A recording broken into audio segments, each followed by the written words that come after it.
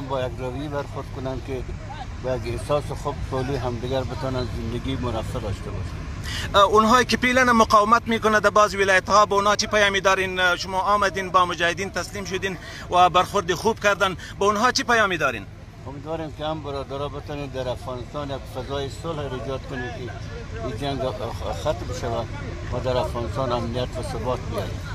خب شما چی فکر میکنی، چی احساس میکنی و این لحظه را که پیلن شما هستین در فکر شما بودن؟ نه خیر، ما تا فعلا دستتاً حادثی صورت گرفته، من نمیتونم چیزی در این رابطه بگم. خیر ببینیم، موفق باشید.